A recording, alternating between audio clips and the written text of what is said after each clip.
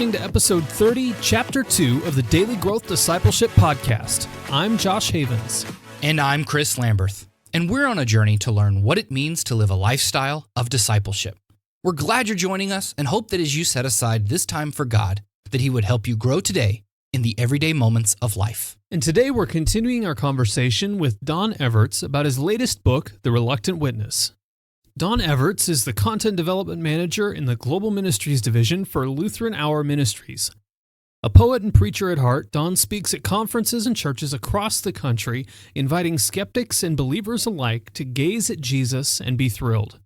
Don spent the last 10 years working in the local church and the 14 years before that working on college campuses with InterVarsity Christian Fellowship. Whether in the church or on campus, Don has walked with non-Christians as they discover the person of Jesus and has worked with Christians in being able to fruitfully do the same in their own relationships. Step 5 in creating a lifestyle of discipleship is to make other disciples. But this is often the step that causes us the most fear. We're afraid of talking to a stranger about our faith. We don't want to say the wrong thing or be asked a question we don't know how to answer, or be the one responsible for turning someone off to the gospel altogether. And so, we avoid spiritual conversations of any kind. But in this chapter, Don Everts helps us gain some peace of mind by giving us a better way to think about sharing our faith and making disciples. Another thing that you brought up early on in chapter 1 when you're talking about this, and I love that whole thing about digital media, and so I'm kind of curious as to how we count those things, because you begin chapter 1 with talking about you had to create this report for your evangelistic efforts that you had going on and the college ministry that you were in. And so, because that's the other stigma that seems, at least for me in my experience growing up, that was always attached to sharing my faith, is it felt like you had to come to church every day and sort of present your report card and say, like, this is how many people I witnessed to this week, and then if you didn't witness to enough, then you sort of felt bad about it. And so a lot of those images you sort of evoked when you were telling that story, but at the same time, the reasons you were giving for doing that, I was like, wow, that's actually a really good reason. Like can you maybe tell us a little bit about that story and then walk us through why we should be tracking our evangelistic efforts or our spiritual conversations?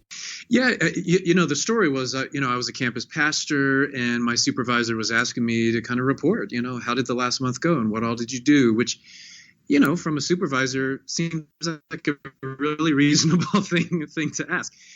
But it got weird. It got weird to kind of, try to quantify ministry on the one hand, but in particular, as someone who had not done a lot of quote unquote evangelistic activity, well, there was a whole question dedicated to that, and it felt weird and it felt odd, and all these defensive postures came up and wanting to defend myself. It's not about numbers. It's about any one person, et cetera, et cetera. So I was pretty defensive about that. But, what we see in the New Testament is that the early church was very comfortable reflecting on their salt and lightedness, right? They were very comfortable reflecting on how are we doing in what God has called us to do, which is to make other disciples and to be witnesses. And He called us to that. How are we doing with that? And it wasn't out of any, and maybe this is where our experience as kids can get to us.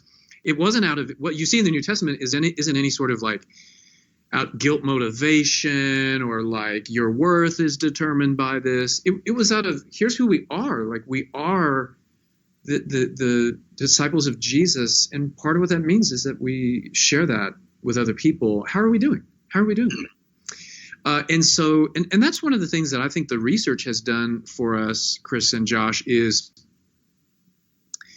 hold up a mirror to us and help us as a church say, how are we doing? Because in the aggregate, what the research tells us, it holds up this really big mirror and it tells us the cat's got our tongue. Like we're not even talking with each other about our faith with Jesus. We're not even walking with other disciples in our everyday life. And it's just natural to talk about what's Jesus doing in your life and, how is He growing you and all. We're not even doing that. And so it is helpful for us to get honest about how we're doing. Now, in terms of what counts and all that's another question, which is fascinating, because what counts when Christianity is really in season may be a little bit different than what counts now, and what it takes for us to be sharing Jesus with others, frankly, has changed in 25 years, and we need to adjust and adapt to that.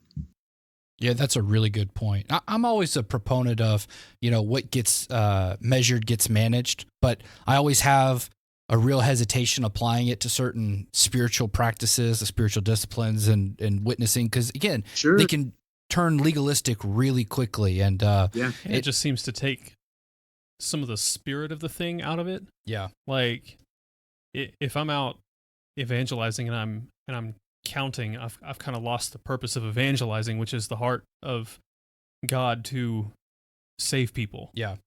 And so, I don't know, for me, tracking it sometimes is kind of seem to want to take out the spirit of the thing too. Yeah. Yeah, but I like what you're saying. It's this biblical approach of looking at your life sort of through the lens of the New Testament, and you're sort of going through the early chapters of Acts there and saying, no, it's not like I need to go out and witness so that I can mark down on a card. It's just simply it's a good reflection, and it's a good look at your life and saying, well, what have I done this month or this week or whatever this year to really engage with people? Have I been reaching out? And then you can, if you find yourself not measuring up to a certain standard that you would like to have, or, or you're seeing missed opportunities, you can say, hey, maybe I can be more attentive to those or more mindful of that situation and look at it. And so I think that's a really healthy perspective when approaching this topic, which is for most of us can be really troublesome when we get into it like that. That's so right. Thank you for it. Yeah, you're welcome. And I agree. It's less about tracking and more about reflecting. And hashtag. Yeah, that's right. The bumper sticker right there. And one of the things I grew up with this whole like the notch on your belt as a Christian was, have you shared the gospel, right? Which meant something very specific. It meant, have you shared a summary of the gospel message with anyone? And that's what that meant. And that's what we counted. And that's, you inspect what you expect. And so, I grew up with this perception that sharing my faith is equivalent to awkwardly inserting a memorized summary of the gospel into whatever conversation I'm in, which is part of why I was a reluctant conversationalist, because I like my friends too much to do that to them. Yeah. I don't. One of the things that has shifted as we've been moving and the faith is less in season, there are more and more people around us who are unreceptive to the Christian faith, who don't trust the church, who don't trust Christians, who don't trust, the gospel. And given that context, one of the things that the research tells us is that, and this comes down to the people who are still talking a lot, the quarter of us who are eager conversationalists. One of the things that they have tapped into is that they are graciously adapting to wherever their conversation partner is. And so if the non-Christian that they're interacting with is unreceptive, and distrustful, they're not trying to awkwardly kind of burp up a gospel summary into the conversation and make everyone feel awkward. If someone's unreceptive, our goal is to gain a hearing. That's it. And if we try to force something, it actually digs a deeper hole of distrust. And so I think we need new belts. This is my takeaway from some of the research. We need to keep track of, I built a little bridge of trust with a non-Christian in my life today. I gained a little bit of a hearing today. And maybe over time, a day will come that the Spirit moves and they will actually be receptive to hear me talk about my faith. And then when that day comes, then I'm going to graciously adapt to that and share about what Jesus has been doing in my life. And if eventually the Spirit moves and they become a seeker and they want to come to conclusions, well, then I'm going to pull out a summary of the gospel. Here's the core, because people who are seeking, they need help understanding the core of the gospel. So yeah, I think if we're gonna track anything, let's track things that are actually fruitful and helpful for the people around. Good. in all of that, we've got so previous through the 50s and 60s, there was this huge emphasis on the church in the church that Jesus is coming back, get ready. Yeah. Which really shaped and informed our eschatology, and I believe it really shaped and informed how we went about evangelizing. Yeah. Have you found any kind of a correlation between our shift in moving toward this, have I just had this simple conversation with somebody rather than giving them the summary of the gospel dump right on their lap? Have you found any correlation between that and maybe some of our views on eschatology, views on what God is doing in the world and maybe the imminence of his return? Is that, are there any correlations there that you found? Let me tell you one correlation we did find that relates somewhat. It's not quite the overrealized eschatology or underrealized, but beliefs about the afterlife and salvation. So one of the statistically meaningful differences between eager conversationalists and reluctant ones, and there were 5 that we found, 5 ways that Christians who are still talking about their faith a lot are different than Christians who aren't. And one of them has to do with what they believe about sin and salvation and the cross and the afterlife. In other words, the more you have an orthodox understanding of sin, namely that we're all fallen, and that we all need saving, that Jesus on the cross paid the penalty for our sins, that atones for our sins, and that the only way to spend eternity with God is to be redeemed by Jesus. That's like non-controversial, historically speaking, that is non-controversial orthodox biblical teaching about sin and salvation. Eager conversationalists are more likely to believe that than reluctant conversationalists. And so, the researchers won't, not to get too technical, but they won't point to causality, like what causes what, but there is a correlation. And so I feel comfortable saying that what you believe about eternity and about salvation and about heaven and hell affects how often you get into spiritual conversations. That's a little bit different than the imminent and the urgency, but there is the sense that ideas have consequences, and what we believe about our good news and what we believe about the bad news that precedes our good news does affect our conversational habits. Yeah, I think that's good. Feel free to push back on this if you want, but I sort of look at this, and this is sort of my own belief, and I think sometimes this might have a tendency to make me a reluctant witness, as the book is titled. Yeah. Which is, I love the beginning. You're talking about these earlier conversations before we jump right into the to the meat of it. Like, if you got hit by a bus today, where are you going to go to, heaven or hell, right? Yeah.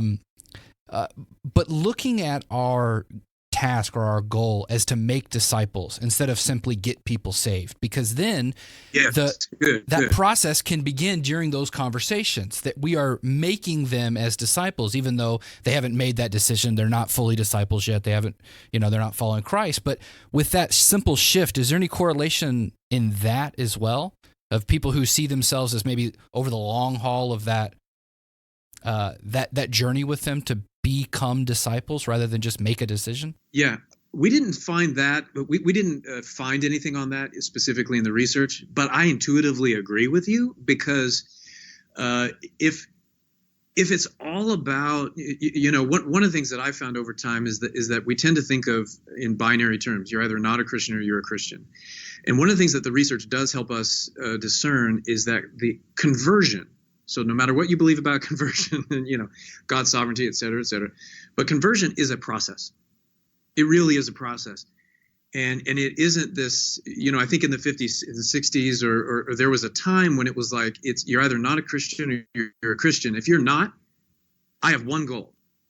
And the plane flight is only 2 hours. So in 2 hours, I got to get you to flip the switch, sign your name on this diagram I drew on the napkin, the cocktail napkin.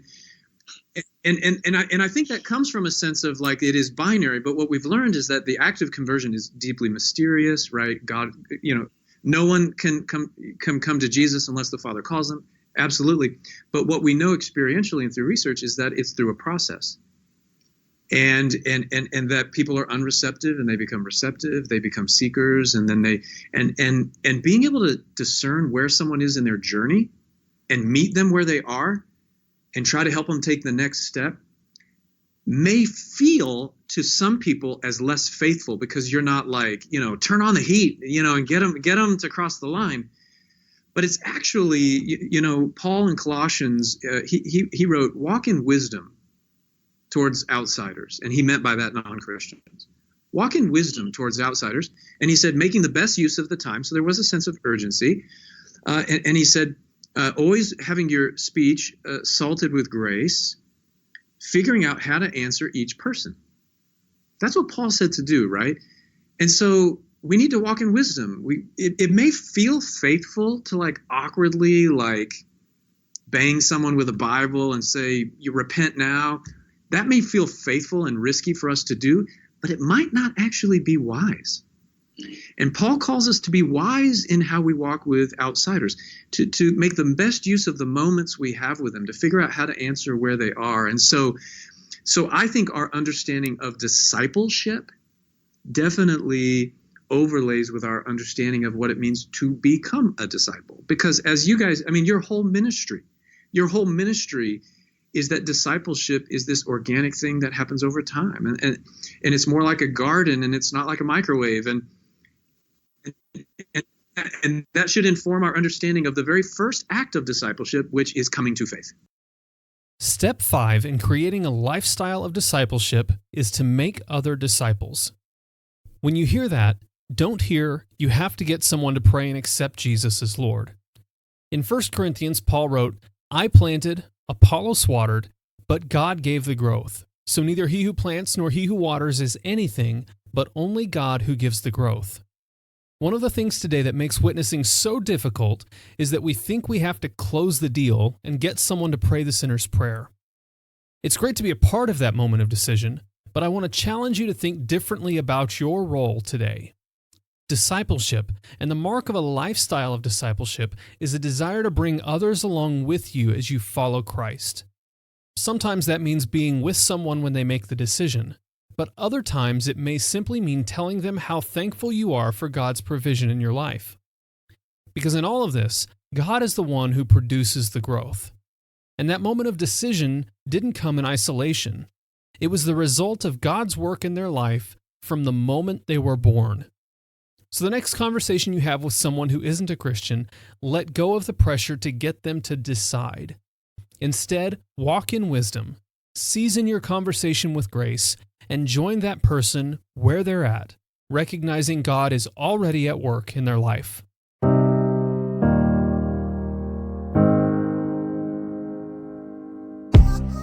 How can you create a lifestyle of discipleship? Most Christians think discipleship is a program or a few practices thrown in at the beginning or end of the day. But we want to help you create a lifestyle where walking with Jesus throughout the day is not only possible, but natural. And we have a tool that's going to help you do just that. It's called the Daily Growth Journal. It's a guided journal that's going to help you become secure in your identity with God and authentically walk with Him in your daily life. Growing daily in your walk with Christ is possible if you cultivate a lifestyle of discipleship.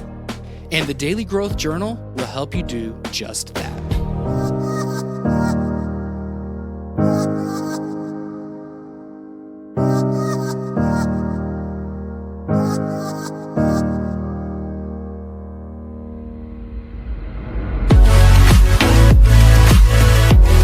Thanks for listening to this episode of the Daily Growth Discipleship Podcast. To find out more about Don and his work, check out lhm.org. Then check out the next chapter in our conversation, where Don debunks 5 myths people have about spiritual conversations. If you want to stay up to date on everything happening at Daily Growth Discipleship, go to dailygrowthdiscipleship.com and subscribe for free. You can also subscribe to this podcast on Apple Podcasts, Google Podcasts, and Spotify.